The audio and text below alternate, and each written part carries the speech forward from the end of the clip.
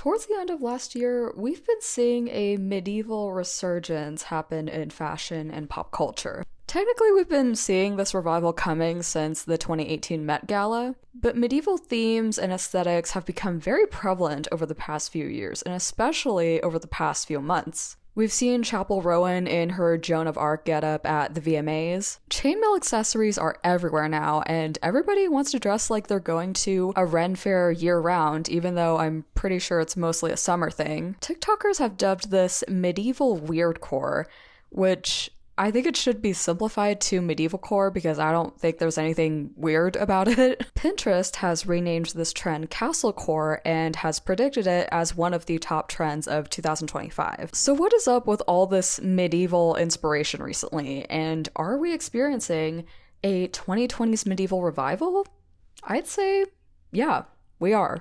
Hi, my name is Kathy. I am your local visual culture expert, and today we're going to dive into all things future medieval, castlecore, in fashion, pop culture, art, film, music, all that. And why is it that everybody wants to go back to the Middle Ages now? The first variant of this trend I want to dig into is future medieval, and this term was coined by Elizabeth Goodspeed in August of last year in her article Heralding the Ancient and Otherworldly Charm of Future Medieval Graphics. Goodspeed describes the style to have lots of black letter, heavy layered elements, and a healthy dose of dark pessimism. It feels both ancient and otherworldly, appealing to a generation fascinated by spirituality, mysticism, and the supernatural. If you don't know who Elizabeth Goodspeed is, she is a US editor at large for It's Nice That, which is a British UK-based art and design publication. She also has a Substack newsletter called Casual Archivist, which is focused on design history, so if you have a Substack and you like reading cool things, check her out. This article right here is definitely more graphic design focused. Visual elements like typography, illustrations, the type of imagery that we would associate with the Middle Ages, whether it was actually from the medieval era, in terms of the typography, or if it is more fantasy based. But it does detail a lot of the ways that we've been seeing medieval aesthetics pop up in designs in album art. One example includes Teenage Engineering's medieval electronic music device, and if y'all know anything about Teenage Engineering, they are bougie, like they're expensive. But to see the company release this very bardcore style instrument for artists, musicians, electronic music enthusiasts to play around and sample different sounds that you would associate with the Middle Ages, the medieval era, from like a fantasy perspective. Of course, this isn't the first time that we've seen a contemporary fascination with medieval aesthetics. In the 1970s, there was mid-century medieval, which was born out of the 1950s post-war economic boom, and it's also heavily inspired by the 1960s hippie movement. It's definitely more kitschy, colorful, and childlike than the gothic and grungy vibes that we've been getting from, I guess, this more recent iteration of the medieval revival. The Kari Institute associates this style with the emergence of Renaissance fairs, Tudor style and fairy tale suburban architecture, sword and sorcery movies, the Steak and Ale restaurant chain, and themed hotels. Some media that came out around this time would include Disney's The Sword and the Stone from 1963, the first edition of Dungeons and Dragons, 1974, and I'll even throw in the Romeo and Juliet adaptation from 1968. In 1983, Italian writer Umberto Eco published an essay called Dreaming of the Middle Ages. He writes, "Thus, we are at present witnessing, both in Europe and America, a period of renewed interest in the Middle Ages, with a curious oscillation between fantastic Neomedievalism and responsible philological literary examination." We've also seen the 90s whimsigoth revival, which is also called the Renaissance revival, with earthy brown tones, fairy tale elements, and antique gothic decoration. For me, I think of Buffy the Vampire Slayer, Vivienne Westwood corsets, and those parchment paper style album covers that were like everywhere. So if mid-century medieval was to baby boomers, is also what Renaissance revival was to Gen X and millennials, then The future medieval, as we're experiencing now, is to Gen Z. Over the first half of this decade, we've seen movies like The Green Knight, Dungeons and Dragons, the TV series House of the Dragon, video games like Baldur's Gate 3 and Final Fantasy 16. Even movies like Saltburn and Nosferatu, which aren't set in the Middle Ages, take a lot of inspiration from the medieval era and medieval style aesthetics. Designer and illustrator Katie Buckley meticulously hand drew and animated the title sequence for Saltburn. And Print Mag did an interview with her where they go through the process and they interview her on what it was like to be a part of this project. They even include some of the original first concepts and first sketches, and all of them have this very ornate quality. And as you go through the iterations and it starts becoming more like what the final animation, the final logo was, there's a lot more of this root spindling element that goes around each character, which is very, very fitting with the themes of the movie. A lot of time and labor and energy, and I'd say even resources, went into this. And it makes me think of how certain independent companies like A24 and independent filmmakers, artists, designers, animators, prioritizing the value of human-made, handmade art over, as we've seen in the past year or two, of AI and this corporate infestation of AI seeping into every corner of the way that we go about life and the way that we make art. So while Katie Buckley was using an analog process to evoke medieval imagery, I've seen the flip side where many artists and designers are using digital mediums to create the same medieval imagery. I also think about the conversations we've had in the past year about archiving, about media preservation, I guess also the digital disintegration of websites and how they say that, if you put it on the internet, it's going to be there forever. But in reality, it's not, because it rots over time. It decays over time.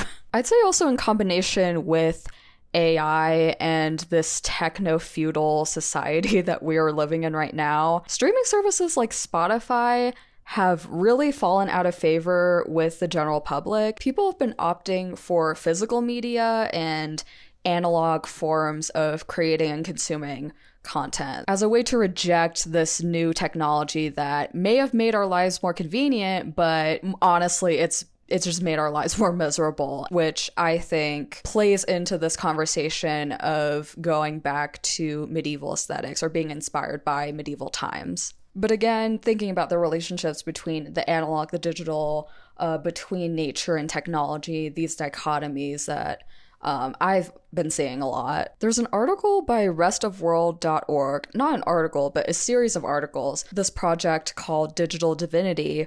The tagline is Ancient Traditions Meet Modern Technology. So when you click on the link and you go into the article, there is this treatment of this series of articles as books. There's the Book of Altered Reality, the Book of Apps, Book of Unexpected, Book of AI, Book of Influence. I personally love the illustrative treatment of this, the way that, even just the type, there's this humanistic, soft quality. There aren't really any sharp edges as you would associate with black letter. And there's this viney floral illustration that borders the entire page, which I absolutely love. Seeing this project by restofworld.org, it does make me question, what does it mean to use technology to elevate your own spirituality? And that is what a lot of the articles in this project ask. What does it mean to engage in Islamic traditions, in Buddhist traditions, in Christian traditions in this day and age where technology has become an integral part of society? This also leads into the big word topics of techno-spirituality, cyber mysticism. I've been seeing lots of TikTok videos on manifestation, tarot cards, astrology, especially the live videos on tarot cards. Those videos have been very popular with Gen Z recently, especially given the fact that we are now living in unprecedented times. The world feels out of our control and our lives feel out of our control. So I'm not surprised that Gen Z is turning to the occult and the supernatural in order to manifest a better life. Let's get into the graphic design of Future Medieval, but especially its applications in music and the way that musicians have been using this in their aesthetics. I'd say hyperpop artists have been key to popularizing this aesthetic. I think of Caroline Polachek's Pang album, A.G. Cook's Apple. He did a collaboration project with Easy Fun under the name Thigh Slaughter, which is already a very badass medieval sounding name. Caroline Polachek also features in one of their songs, and it's ethereal but also very fun because it's A.G. Cook, Easy Fun, Caroline Polachek. They are within this hyperpop electronic music sphere that really wants to push the boundaries of what it means to bring pop to its fullest potential. There's Christine and the Queen's La Vita Nuova. I also think of Lady Gaga's Chromatica and the 911 music video. The music video in particular was inspired by The Color of Pomegranates, which is, I believe, an Armenian Soviet film. I might be wrong. I'd say the music video makes use of this otherworldly, dreamlike fantasy quality, even this almost like front-facing, dead-eyed stare that you'd find in a lot of medieval artworks. If you go on Arena, which is, I'd say, like a better version of Pinterest, but mixed in with Tumblr and Wikipedia, if you go on Arena, you can find some of these artworks on a channel called Mystic Future Medieval. A channel is basically like a board, similar to how it is on Pinterest. But yeah, that channel is from Chris Williams, and they write, Y2K meets sci-fi fantasy meets medieval revival. Contemporary amalgamation of medieval, occult, fantasy, science fiction, and underground/zine, visual art, and design. Often features ornate, highly stylized serif script, blackletter typography, and enigmatic images, icons, and illustrations. Texture is frequently used to add depth and visual interest. Other times, graphics are purely vector-based. One example that I would say is more mainstream and not exactly in the hyperpop sphere is Halsey's If I Can't Have Love, I Want Power from 2021. The visuals are heavily inspired by Catholic imagery, and the cover art draws inspiration from Jean Foucault's Virgin and Child Surrounded by Angels. This was created around 1452. The cover art and the painting both play into this dichotomy of the Madonna whore complex. So if you haven't listened to I Can't Have Love, I Want Power, or if you don't know what it's about, this was written during Halsey's pregnancy. And if you are a fan of Halsey, and if you know anything about her personal life, she has dealt with a lot of health struggles, especially with endometriosis. So her getting pregnant in a lot of ways was a miracle for her and even to fans like me.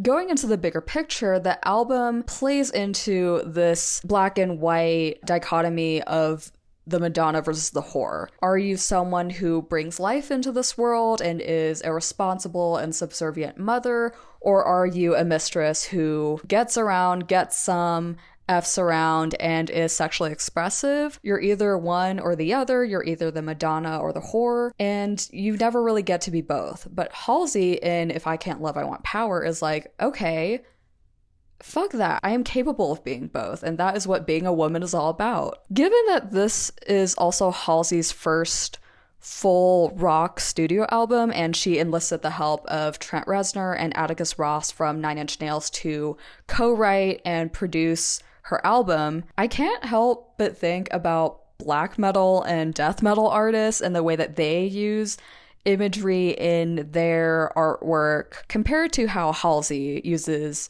medieval imagery and artwork in hers. I think there's this very predictable, stereotypical image of what black metal, death metal artists present themselves to be in their graphic design. They have these ornate, spindling black letter logos, and they often use black and white woodcut prints from the Middle Ages and sort of reappropriate them as album art. A lot of high contrast, black and white. There's often violent, satanic, gory imagery. There's lots of associations with death. Some bands have also utilized fantasy elements, and the band members are shown on the album art as the heroes of this big, giant, epic journey. Whereas Halsey's visuals incorporate colorful, illuminated manuscript illustrations. There's a soft yet vibrant color palette. And in the movie, Halsey plays the role of a regal queen. So her role is not just being a hero who gets to like violently bludgeon her enemies to death, but there's more of a responsibility assigned to her role.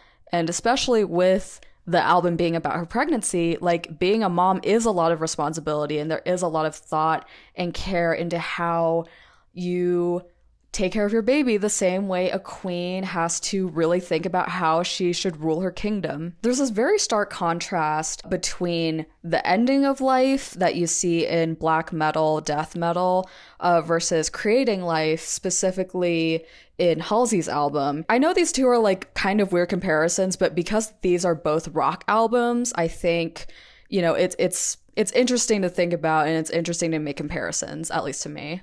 Okay, let's talk about fashion. Now, as I mentioned in the beginning of this video, there was the Heavenly Bodies Fashion and the Catholic Imagination exhibition at the Met in 2018, and then there was also the Met Gala. I think in recent history, that has to be one of the best themes at the Met Gala. I feel like in recent years, there's been a more vague understanding by designers and celebrities on, you know, how to best approach the theme. But I think because Heavenly Bodies was so specific, it was specific to Catholic imagery, it was specific to medieval times, Heavenly Bodies, even the title itself, like you think of a very specific period in history where life was more sacred. I think because of that specificity, a lot of the outfits that we saw, the dresses, the silhouettes were very on theme. Like it was hard to not be on theme for Heavenly Bodies than it was for, say, camp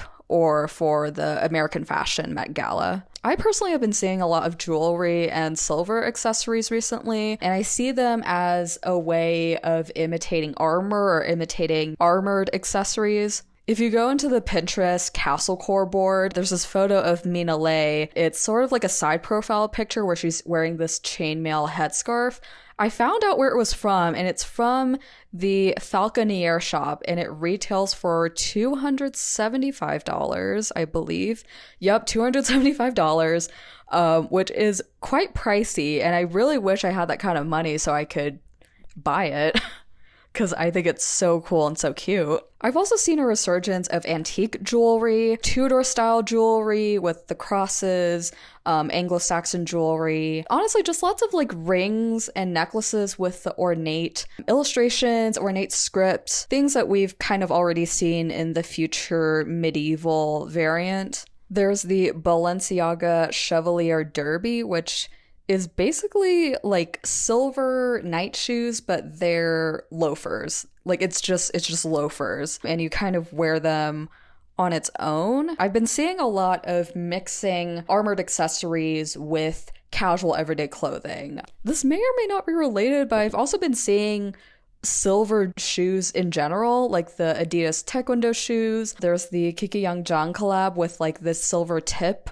on the sneakers. There's also an Adidas collab where they basically create like silver Mary Janes. I've just been seeing lots of silver lately for shoes. I also want to mention Pat McGrath's makeup for the Maison Margiela Spring Summer 2024 show. These looks from last year were breathtaking. Paired with the dresses and the corsets, the makeup elicits this very glass skin porcelain doll makeup that is reminiscent of Queen Elizabeth I and her like lead white face paint. So while that show was from January of last year, January of 2024, January of this year, this was just a few weeks ago, Pat McGrath Labs, the makeup brand, released Skin Fetish Glass 001 Artistry Mask. The last time I saw this, it was sold out. I loaded this website last week and it was sold out, but now I think it's restocked, so I might have to buy it. I might buy it. It does retail for $38, which it is a pretty penny, but then again,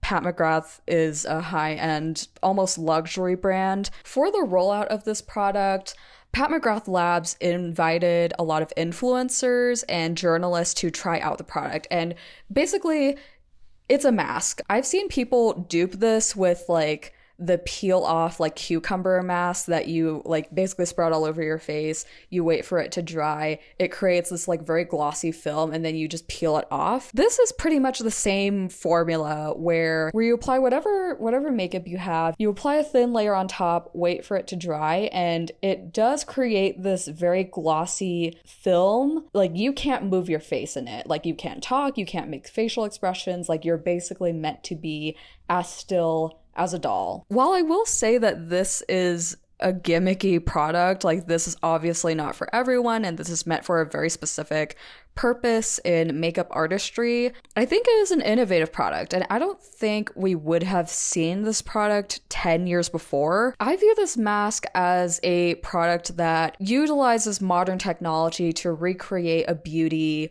of a time past, and it's not really, you know, out with the old, in with the new. It's about bringing the old into the new, and what ways can we do that with the resources, the technology, and the materials that we have today. Speaking of the glass skin porcelain doll makeup, I think influencers like Aaron Parsons and Ghoul in Japan and their meteoric rise over the past year or two have been pretty influential in revitalizing sort of like the alternative goth high art makeup community, especially Aaron Parsons' try on of Folio from the 90s. And, you know, back then when people tried it on, like, you know, they had a lot of negative reviews about it. They were like, oh my gosh, I look like a corpse. I look like a cadaver. I look so dead.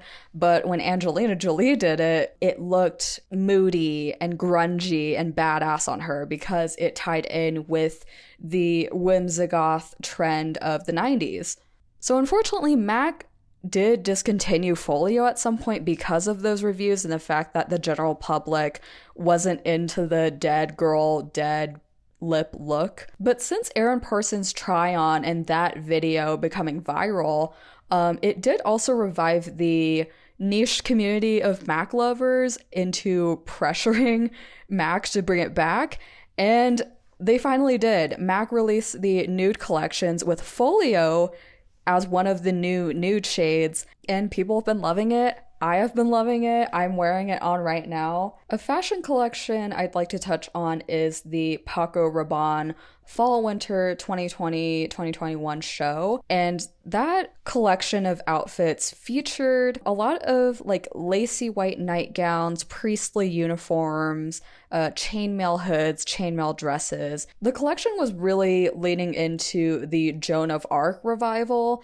And Florence Pugh, her character in Dune 2, which came out last year, wore a similar headpiece from the collection. It wasn't the exact same headpiece, but it was more of like a reworked version so that it could actually be used in the film, which I think is absolutely cool. Of course, Chapel Rowan and her nightly getup for the VMAs last year. I mentioned it at the beginning of this video, but I want to mention it again because I think I am seeing a Joan of Arc revival amongst female celebs and pop stars in the 2020s, which is similar to the one that we've had in the Y2K era in the late 90s, early 2000s. The Joan of Arc 1999 film with Mila Jovovich most likely inspired the photo shoots of Fiona Apple on the NYC subway train and Sheena Ringo taking a nap on the grass, both of whom are in full suits of armor. I think those photo shoots are iconic, but it's interesting to see this trend go full circle from the 70s to the 90s to now in the 2020s, and now we're in the middle of the decade. It's the mid-2020s now. We could probably call this the mid-2020s medieval revival. I don't think the alliteration works as well though. The mid-20s medieval revival. Mid-20s medieval. I think that's a better name. All right, so to end this video, this is going to take a little bit of a dark turn. When I was doing research for this video, I intended for this video to be a trend forecast, like a 2025 trend forecast, and a trend review and forecast into what we've been seeing and what we will most likely see within fashion and pop culture and art.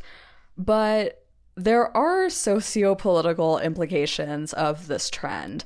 And that comes in the form of Neomedievalism. I made a TikTok on it mainly because I just wanted to get my conclusions and thoughts from my head out into the world and see how people would respond to it. And it basically went viral. Like, it's racked up like over 90K views on Instagram since I've been recording this video. Yeah, the response has been overwhelming. And I also uploaded an update to that, sort of like a part 2 on techno-feudalism, which is a very similar topic, or rather subset of neo-medievalism. So I'm just gonna play it right here, right now. I don't think we're going back to 1930s Germany. I think we're going back to the Middle Ages. Let's talk about it. I was trying to do some research into Pinterest predicting Castlecore as the trend for 2025, along with future medieval and this overall pop culture trend of going back to medieval aesthetics. And then I ended up on this Wikipedia page and I learned about the term Neomedievalism, which isn't meant to describe, at least in an academic context, it's not meant to describe all the references that we're seeing in fashion and pop culture, but more so in the realm of social sciences. So think poli-sci, economics, urban planning, cultural studies, sociology, what have you. Scholars have been noticing that in the 21st century, even though we were going into a globalized world filled with lots of innovation and technological progress, global systems that are meant to create world peace and this enduring sense of austerity and peace that we've seen in the past couple decades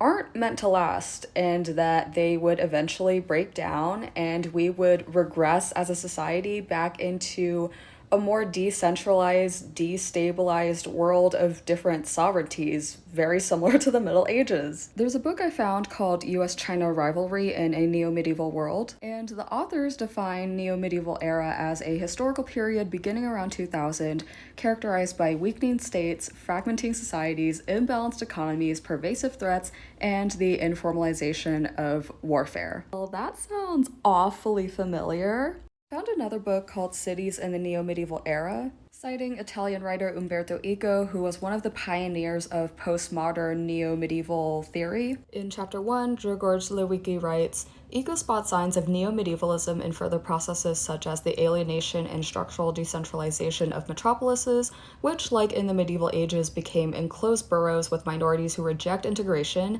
the lack and trivialization of information that does not result from shortage as before but from excess of information, the sense of all-embracing existential uncertainty and risk, the tendency for continuous updates, adaptation, overriding, and extension of culture without concern for primary sources as well as other problems.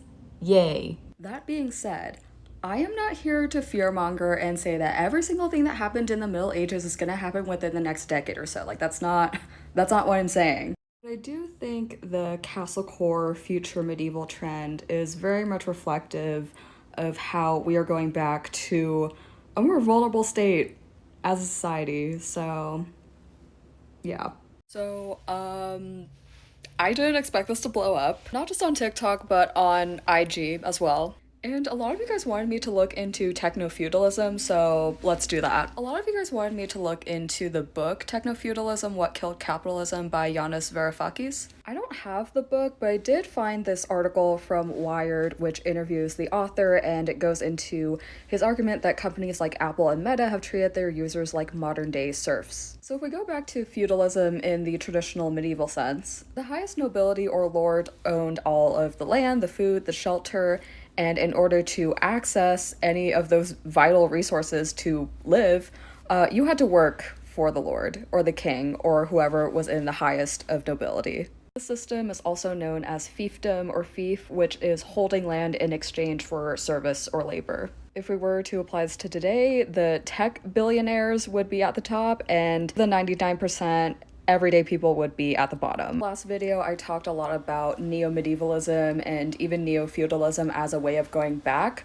to the Middle Ages, but this quote was very compelling to me. Varoufakis' argument is not that we went back from capitalism to feudalism. My argument is that we have progressed forward to a new system, which has many of the characteristics of feudalism but is one step ahead of capitalism. To signal that, I added the word techno. Instead of holding onto land the way traditional fiefdoms worked, I think the modern day fiefdom now is companies holding onto our data, holding onto our attention. And it does make me think a lot about the creator economy and this very punishing algorithmic system that basically encourages us, literally what I'm doing right now, to keep posting and uploading so that these companies like Meta, the more that we post on Instagram, the more that we post on Facebook, the more that we are offering our labor and services to the upper class, that is the 1%.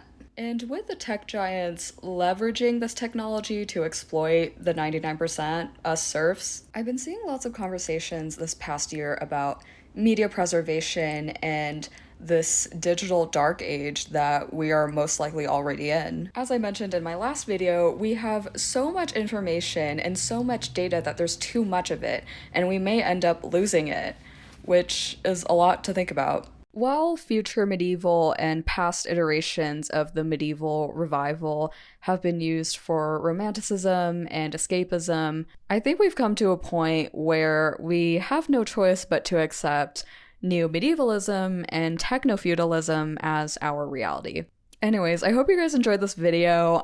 This was a fun one to put together and to make, and my plans for this video honestly kind of derailed since learning about neo-medievalism and me having an existential crisis over the past few days. But yeah, I really wanted to talk about it and honestly just like start a conversation about it and see what y'all think. You guys can follow me on TikTok, Instagram, and Arena. I am also on Substack, and I probably have a bunch of other social media accounts under the name kalinaxkathy or kalina_kathy that I just have failed to mention here. So if you find me on other platforms under this name, that's probably me. Let me know what you guys think of the mid-20s medieval trend that we're having right now. And yeah, I will see you guys next time. Bye.